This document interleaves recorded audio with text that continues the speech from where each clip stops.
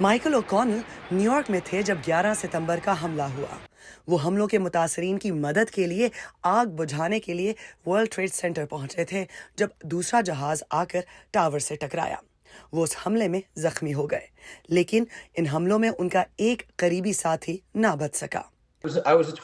میں 25 سال کا فائر مین تھا۔ میں ابھی اکیڈمی سے گریجویٹ بھی نہیں ہوا تھا۔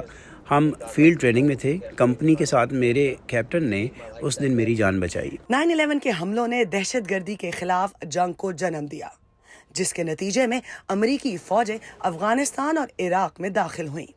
11 ستمبر 2001 کے دہشت گرد حملوں کے ماسٹر مائنڈ سمجھے جانے والے خالد شیخ محمد سمیت 5 ملزمان برسوں سے گوانتانامو بے میں قید ہیں اور باقاعدہ مقدمہ نہیں چلایا جا سکا۔ 9/11 کے کیس میں پری ٹرائل کا مرحلہ 1 دہائی سے جاری ہے، مگر تاحال مقدمے کا باقاعدہ آغاز نہیں ہو سکا۔ ماہرین کے مطابق اسی التوا کو بظاہر ختم کرنے کی کوشش میں رواں سال 31 جولائی کو امریکی وزارت دفاع پینٹاگون کی جانب سے خبر آئی کہ خالد شیخ محمد اور دیگر 2 ملزمان 11 ستمبر کے حملوں کے لیے اعتراف جرم کرنے پر رضامند ہو گئے ہیں، جس کے بدلے اب انہیں سزائے موت نہیں دی جائے گی۔ لیکن اس کے چند روز بعد ہی امریکی وزیر دفاع لارڈ آسٹن نے پینٹاگون اور ملزمان کے درمیان طے پانے والے اس معاہدے کو منسوخ کر دیا۔ ان لوگوں کے لیے ڈیل کے بارے میں سوچنا بھی میرے لیے اس معاہدے پر عمل درآمد کے برابر ہے۔ تو کیا فرق پڑتا ہے؟ اب ڈیل واپس بھی اگر لے لی گئی ہے، میں خوش ہوں کیونکہ یہ لوگ زندہ رہنے کے لائق نہیں ہیں۔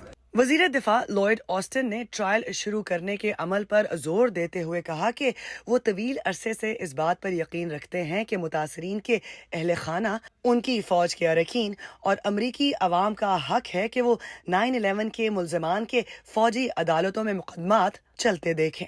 یہ بھی پولیٹیکل سیزن ہے، تو الیکشن میں یہ چیز پولیٹیکلی اچھی نہیں لگتی، کیونکہ جس بندے نے 3000 امریکن مارے ہیں اس کو وہ یہ ڈیتھ پینلٹی جو ہے نا اس کو ٹیبل سے وہ انہوں نے لے لیا۔ لارن کیفر فولی کے 25 سالہ فائر فائٹر بھائی بھی ورلڈ ٹریڈ سینٹر مدد کے لیے پہنچے تھے، مگر وہ خود حملے میں مارے گئے۔ وہ 2 بہنوں کے اکلوتے بھائی تھے۔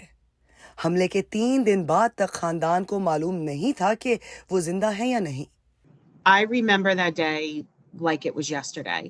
مجھے وہ دن کل کی طرح یاد ہے۔ میں کالج میں سینئر تھی، اس سیمسٹر میں میری پہلی کلاس تھی اور مجھے صرف حملے کے بارے میں سننا یاد ہے۔ میں یقینی طور پر نہیں سمجھتی کہ اس شخص کو جس ڈیل کی پیشکش کی جا رہی ہے وہ کسی بھی طرح سے انصاف ہے۔ میرا خاندان ابھی بھی بھائی کو کھو دینے کے صدمے سے دوچار ہے۔ یہ ایک بہت ہی مشکل جواب ہے۔ 9/11 حملوں کے مبینہ ملزمان کے وکلا اور اس کیس کے حل اور مقدمے میں تاخیر کی وجہ سے پریشان دکھائی دیتے ہیں۔ 11 ستمبر کے حملوں کے بعد صدر جارج ڈبلیو بش کی انتظامیہ نے دہشت گرد گروہوں سے تعلق رکھنے والے یا مبینہ طور پر دہشت گردی میں ملوث سینکڑوں افراد کو گوانتانامو بے کیوبا کے حراستی مرکز میں رکھنے کا فیصلہ کیا، تاکہ ان سے ایسی معلومات نکلوائی جا سکے جس سے القاعدہ کے نیٹ ورک کو روکنے میں مدد ملے۔ امریکہ سے باہر حراستی مرکز قائم کرنے کا مقصد ایک تو یہ تھا کہ وہاں امریکہ کا نظام انصاف یا قوانین لاگو نہ ہوں، اور دوسرا، جیسا کہ ناقدین کہتے ہیں، کہ جہاں جنیوا کنونشن یا انسانی حقوق کے عالمی قوانین کی پرواہ کیے بغیر قیدیوں سے تحقیقات کی جا سکیں۔ دوسری طرف کچھ قانونی ماہرین کے مطابق 9/11 کا مقدمہ کب شروع ہوگا یہ غیر یقینی ہے، اسی لیے انصاف کے متلاشی ان حملوں کے متاثرین کا انتظار جلد ختم ہوتا نظر نہیں آ رہا۔ Iram Abbasi, voice of America, Washington.